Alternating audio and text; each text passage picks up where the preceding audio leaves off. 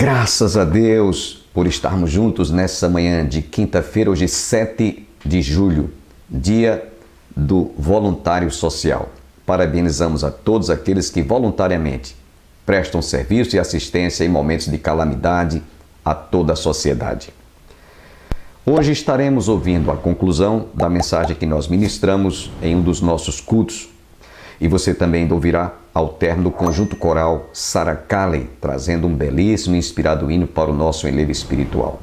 Mas antes, quero lembrar a toda a sociedade campinense que hoje, às 19h30, você tem um encontro marcado para participar de uma palestra ministrada em nosso templo pelo nosso colega pastor Queiroz.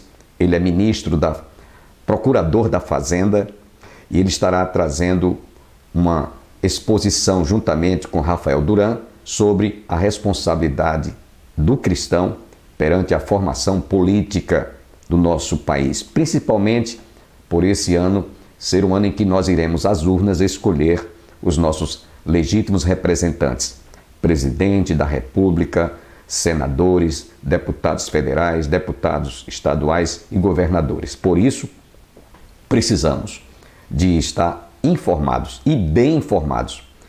O pastor Queiroz estará, portanto, hoje abordando esse tema sobre a formação política do cidadão perante o Estado. Igreja do Calvário, para aqueles que não sabem, está situada às margens do Açude Velho, confluência com o Parque da Criança, ali no início da Avenida Brasília, no Giradouro. Então você está convidado hoje e você não pode perder. Essa reunião é imperdível. Sem perda de tempo, fiquemos com a conclusão desta mensagem que nós ministramos essa semana.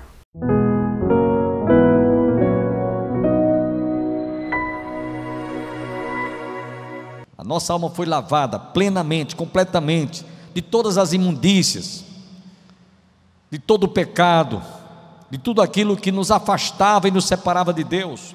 E tem mais uma coisa interessante: foi através do batismo que Jesus recebeu, lá por João no Jordão, que diz que nós fomos mortos, sepultados e ressuscitados em Cristo Jesus. Paulo diz exatamente isso, escrevendo na sua carta aos Romanos, capítulo 6, versículos de 1 a 14. Fomos sepultados e ressuscitados com Cristo. Paulo declara isso com mais clareza quando ele fala aos Romanos, conforme eu citei, e lá em Pedro também, capítulo 1, versos 3 e 23. Eu vou ler para vocês o que é que Paulo, escrevendo aos Romanos, capítulo 6, é bom que a gente leia, porque isso fica bem memorizado em nossas mentes. Capítulo 6, versículos de 1 a 14. Vale a pena a gente ler, preste atenção, ouça bem, abra os ouvidos. Paulo diz assim: que diremos, pois? Permaneceremos no pecado para que seja a graça mais abundante? De modo nenhum. Como viveremos ainda no pecado, nós o que para ele morremos? Somos hoje defuntos. Ou porventura ignorais que todos nós que fomos batizados em Cristo Jesus, fomos batizados na sua morte? Fomos, pois, sepultados com ele na morte pelo batismo, para que, como Cristo foi ressuscitado dentre os mortos, pela glória do Pai, assim também andemos nós em novidade de vida. Amém? Andar em novidade de vida, não mais aquela vida velha, porque se fomos unidos com ele na semelhança da sua morte, certamente o seremos também na semelhança da sua ressurreição. Sabendo isto, que foi crucificado com ele o nosso velho homem. Nosso velho homem foi crucificado, para que o corpo do pecado seja destruído e não sirvamos o pecado como escravos. Porquanto quem morreu está justificado do pecado. Amém? Ele continua: Cristo ressuscitou dentre os mortos, já não morre, A morte já não tem domínio sobre ele, pois quanto a ter morrido de uma vez para sempre, morreu para o pecado, mas quanto a viver, vive para Deus. Verso 11: assim também vós considerai-vos mortos para o pecado, mas vivos para Deus em Cristo Jesus. Não reine, portanto, o pecado em vosso corpo mortal, de maneira que obedeçais às suas paixões, nem ofereçais cada um os membros do seu pecado, do seu corpo ao pecado, como instrumentos de iniquidade, mas oferecei-vos a Deus como ressurretos dentre os mortos, e os vossos membros a Deus como instrumento de justiça, porque o pecado não terá mais domínio sobre vós, por não estáis debaixo da lei, e sim da graça. Meus irmãos, eu já falei isso aqui muitas vezes para vocês, vocês devem estar lembrados, o que eu sempre costumo ilustrar. Suponhamos que esta página aqui deste cartaz, vou colocar aqui no sentido vertical, eu gosto muito de dar essa ilustração. Antes de nós nos convertermos ao Evangelho, nós estávamos debaixo do domínio do pecado, debaixo do domínio do pecado. Suponhamos que esse microfone seja eu e você, estávamos debaixo do domínio. O indivíduo era dominado por tudo que é pecado. Se era algum vício, estava debaixo por isso que a gente vê as pessoas dominadas pelo vício do tabagismo, das drogas, da maconha, da cocaína, do crack, promiscuidade, prostituição, roubo, tudo que não presta, que ele está debaixo do domínio. E tem uma coisa, o indivíduo quer deixar de praticar aquele vício, não tem força. Já lutei não sei quantas vezes para deixar de beber e não consigo, porque está debaixo do domínio do pecado. Mas Paulo diz aqui no verso 14, Romanos 6,14, que quando nós fomos justificados, houve uma inversão de posição. Nós agora estamos acima do domínio do pecado. Estamos aqui, acima do domínio do pecado. É diferente a posição daquele que foi realmente justificado. É bom, meus irmãos, que nós pensemos, cada um, eu fui justificado, eu me sinto justificado. Se eu me sinto justificado, eu não tenho razões nem motivos para estar mais alimentando pecado no meu coração. Não tem, a não ser que a pessoa não tenha realmente tido essa experiência. Aí está aí, né, como cortiça boiando na flor, na superfície da água. Vamos para o versículo 8. Mas Deus prova o seu próprio amor para conosco, pelo fato de ter Cristo morrido por nós, sendo nós ainda pecadores. Ele diz o que ele falou no versículo 6, né? Não que ele esteja dizendo que você não peca mais hoje, no versículo 8 que nós estamos lendo. Mas Deus prova o seu próprio amor para conosco, pelo fato de ter Cristo morrido por nós, sendo nós ainda pecadores. Esse versículo 8, irmãos, Deus prova o seu próprio amor para conosco, pelo fato de ter Cristo morrido por nós, sendo nós ainda pecadores. Nós não apenas éramos pecadores perdidos, éramos também inimigos de Deus, mas João diz, lá no capítulo 4, verso 19, nós amamos a Deus porque Ele nos amou primeiro. O amor partiu dele, não foi nosso. Nós passamos a amar a Deus porque Ele nos amou primeiro. E esse amor de Deus que nós recebemos, a maior prova foi Jesus ter ficado ali na cruz, encravado na cruz, sofreu toda aquela humilhação, toda aqueles algozes dizendo que se és o Filho de Deus, desce dessa cruz, cuspiram no rosto dele. O soldado achou pouco, deu um golpe aqui de lado que saiu água, ele estava lá já perdendo todas as energias, todo o vigor da vida, né? Despiram Jesus, as suas vergonhas foram expostas. Você imagine o que é alguém chegar lá no centro da cidade e expor sua nudez, tirar sua roupa, rasgar toda a sua roupa e deixar sua nudez exposta. Como é que você ia se sentir? E Jesus sofreu tudo isso sem merecer, no meu lugar, no seu lugar. Por isso que Paulo diz aqui Deus prova o seu próprio amor para conosco. Versículo 9, vamos adiante. Versículo 9: logo muito mais agora, sendo justificado pelo seu sangue, seremos por ele salvos da ira. Este versículo aqui, irmãos, seremos salvos da ira. Paulo escrevendo aos Efésios, capítulo 6, versículo 5, capítulo 5, versículo 6, ele afirma que ninguém vos engane com palavras vãs, porque por estas coisas vem a ira de Deus sobre os filhos da desobediência.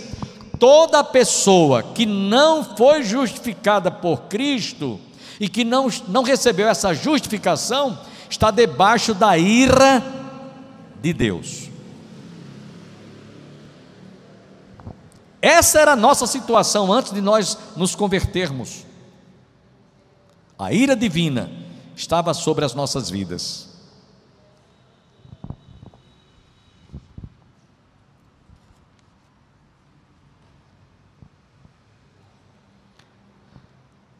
Sabe qual foi a posição que Jesus assumiu lá na cruz? Ele não estava apenas em nosso lugar, mas ele estava ali entre Deus e o homem como único medianeiro, fazendo, sabe o quê? O papel de um para-raios. Quando está chovendo muito, que troveja, relampeja, aqueles raios, aonde tiver um para-raios, ele vai atrair aquele raio para que não cause danos em determinados lugares, ou até mesmo ceifar vidas. E aquele para-raio é uma peça de metal que atrai os raios para si. Irmãos, uma peça de metal. Jesus foi colocado, encravado numa cruz de madeira, e quando a ira de Deus está para vir sobre aqueles que foram, a ira de Deus está sobre os filhos da desobediência, como estamos vendo aqui, e algum daqueles que são servos do Senhor, que foram justificados, cometa alguma infração, a ira de Deus vem sobre a cruz. Mas quem está na cruz? Quem estava ali no meu lugar, melhor diria? Ele não está mais na cruz, era eu e você. Então é como Jesus diz assim: olha aqui, meu Pai, o sinal dos cravos, que foi encravado naquela cruz, por esse ou por aquele servo que esteja cometendo alguma infração. Então, a parte do Calvário, que estamos ilustrando aqui, Jesus, como um para-raio, ele estava na cruz, recebendo toda a ira de Deus, sobre aqueles sobre o qual Deus estava irado. Por isso que nós fomos justificados. Colossenses capítulo 3, versículos 5 a 7. Colossenses capítulo 6, capítulo 3, versos 5 a 7. Paulo diz isso em outras palavras. Ele diz assim: fazei, pois, morrer a vossa natureza terrena, prostituição, impureza, paixão, lascívia, desejo maligno e avareza, que é idolatria. Por estas coisas vem a ira de Deus sobre os filhos da desobediência. Ora, nessas mesmas coisas andastes também vós, noutro tempo, quando vivíeis nelas. Era assim que eu vivia, era assim que você vivia. E quando acontece de algum daqueles que são justificados cometer alguma infração dessa, Jesus está lá para mostrar. É como se fosse o para-raio. A ira de Deus pode vir sobre aqueles que desobedeceram, mas o Senhor mostra a cruz, os sinais dos cravos, que foi encravado naquela cruz. Foi por este servo, foi por esta serva que eu dei a minha vida, derramei o meu sangue. Então Jesus é comparado a um para-raios, não de metal, mas lá no madeiro, na cruz do Calvário. Verso 10, para a gente, estamos chegando ao término. Paulo continua dizendo: porque se nós, quando inimigos, fomos reconciliados com Deus mediante a morte do seu Filho, muito mais estando já reconciliados, seremos salvos pela sua vida. Glória a Deus, irmãos. A justificação fez-nos que nós nos tornássemos de inimigos para amigos de Deus. Fomos reconciliados para o pecador alcançar essa graça de Deus. Deve fazer três coisas apenas, certo? Três coisas, porque o verso 10 diz assim, claramente: porque se nós, quando inimigos, fomos reconciliados com Deus, mediante a morte do seu Filho, muito mais estando já reconciliados, seremos salvos pela sua vida. Três coisas você tem que fazer, você que não nasceu de novo, você que ainda não se sente justificado. Primeiro, arrependimento. Aliás, primeiro, confissão de pecados, confessar a Jesus, e somente Ele tem poder para perdoar. Quando Ele estava crucificado lá na cruz, o ladrão veio a Ele, apelou para Ele: Jesus, tem misericórdia de mim, lembra-te de mim quando entrares no teu reino, hoje mesmo estarás comigo no paraíso. Aquele ladrão, que alguém diz um bom ladrão, ele estava assumindo a sua condição de pecador, porque o outro estava repreendendo, dizendo: se tu és o Filho de Deus, desce dessa cruz, salva-te e a nós. O outro repreendeu: tu nem ao menos teme ao Filho de Deus. Nós na realidade estamos aqui porque nós fizemos por onde cometer pecados, praticado todo tipo de erros, e nós merecemos isso aí mesmo, é morte, é condenação, mas esse aí é inocente. Ele estava assumindo a sua posição, sua condição pecaminosa e mostrando que Jesus era inocente. Esse aí não cometeu nenhum pecado. E aí foi quando ele apelou para Jesus. Ele confessou o seu pecado para obter o perdão. Hoje mesmo estarás comigo no paraíso. Segunda coisa, arrependimento. Segunda coisa que tem que ser feita, arrependimento. E a terceira e última coisa, testemunhar através da transformação que você experimentou por haver nascido de novo. Paz, justificados pois mediante a fé, temos paz com Deus. De inimigos passamos a ser amigos, de perdidos passamos a ser salvos. E para que isso aconteça, são três coisas que eu acabei de citar. Versículo 11, concluindo, Paulo diz: e não apenas isto, mas também nos gloriamos em Deus por nosso Senhor Jesus Cristo, por intermédio de quem recebemos agora a reconciliação.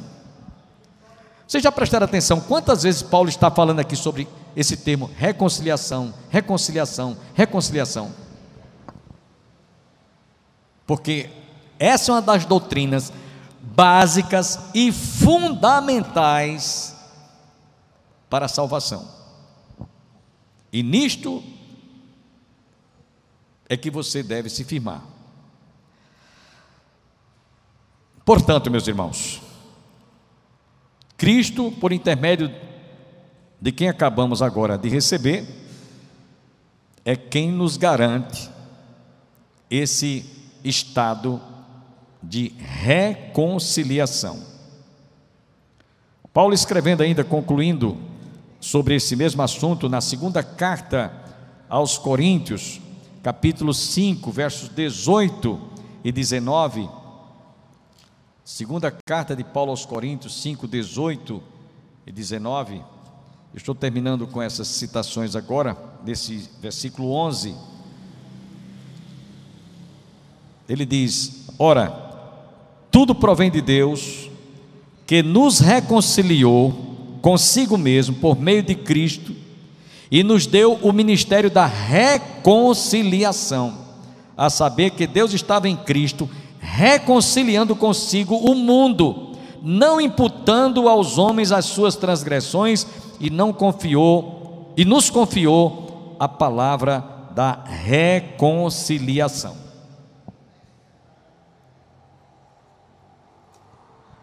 Esse tema, reconciliação, estava na mente de Paulo, e ele descreve isso quase que em todas as epístolas. Na carta aos Romanos ele dá mais ênfase, mas nas demais cartas ele cita isso constantemente.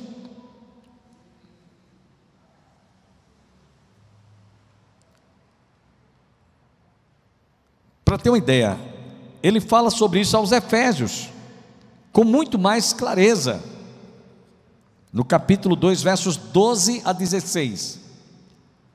Naquele tempo, estáveis sem Cristo, separados da comunidade de Israel e estranhos às alianças da promessa, não tendo esperança e sem Deus no mundo. Era assim que a gente se encontrava.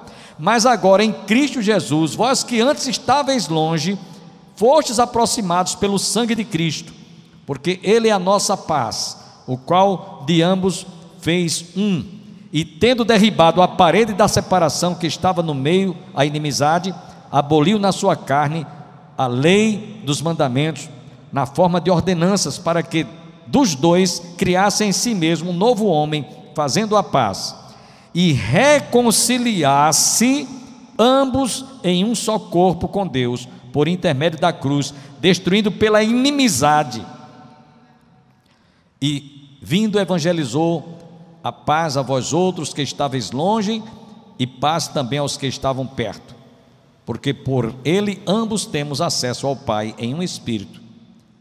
Assim já não sois estrangeiros e peregrinos, mas concidadãos dos santos, e sois da família de Deus, edificados sobre o fundamento dos apóstolos, profetas, sendo Ele mesmo, Cristo Jesus, a pedra angular, no qual todo edifício bem ajustado cresce para santuário dedicado ao Senhor, no qual também vós juntamente estáis sendo edificados para a habitação de Deus no Espírito. Sabe, aqui, irmãos, Paulo está mostrando que judeus e gentios, todos eles estão no mesmo nível, no mesmo pé de igualdade. Ninguém é melhor do que o outro. A gente viu isso claramente, nenhum é melhor do que o outro. A palavra justificada no original quer dizer mudar radicalmente. Isso é realizado pelo Espírito Santo em nossos corações, em nossas vidas. É algo transcendental. Eu não tenho explicação para dar. Eu não tenho como ter alguma forma de dizer, olha, a regra é essa. Não existe.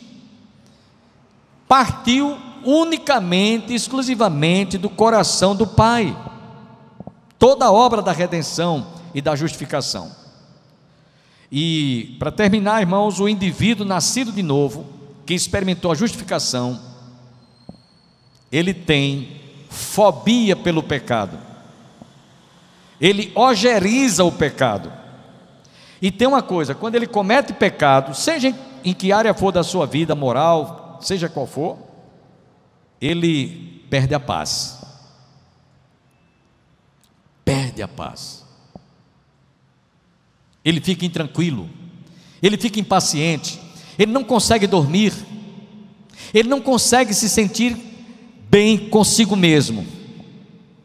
Pode prestar atenção, você que está em casa me assistindo e você que está aqui, quantas vezes você e eu, nós cometemos alguma infração, algum pecado, e a gente, espiritualmente falando, sente uma tristeza no nosso coração, uma inquietação, enquanto nós não nos sentimos perdoados por aquele pecado que nós cometemos.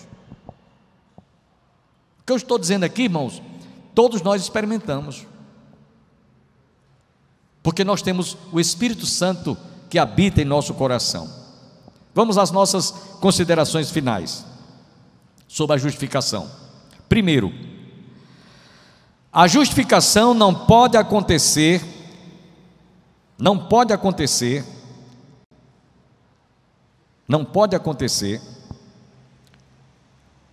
sem que o indivíduo ele sinta gerado no seu coração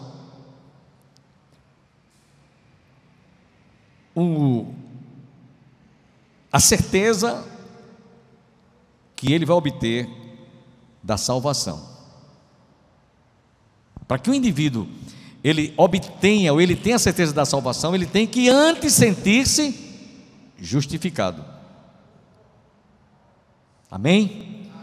É por isso que muitas pessoas às vezes acham difícil né? Acham difícil, até diz assim: eu não consigo admitir, eu não consigo entender como é que as pessoas abrem a boca para dizer que está salva ou salvo. Logicamente, para que o indivíduo chegue a fazer essa afirmação, ele tem que se sentir justificado em Cristo Jesus. Amém? Segunda coisa, a reconciliação é o ato ou efeito que Deus em Cristo nos transporta e nos transforma da condição de inimigos de Deus para amigos de Deus. Amém, irmãos? E terceiro lugar, essa reconciliação abrange judeus e gentios, como vimos agora no último versículo. Ambos são reconciliados mediante a morte sacrificial de Jesus, ou pelo seu sangue derramado. E o resultado, meus irmãos, não é outra: regeneração, que é responsável pelo restabelecimento da restauração do homem que havia sido destruído por causa do pecado. Por isso que lá em 2 Coríntios 5,17 diz: se alguém está em Cristo, nova criatura é, as coisas velhas já passaram, tudo se faz novo. E Paulo, escrevendo também ainda aos Colossenses, capítulo 2, versículo 13, Colossenses 2,13, ele conclui dizendo: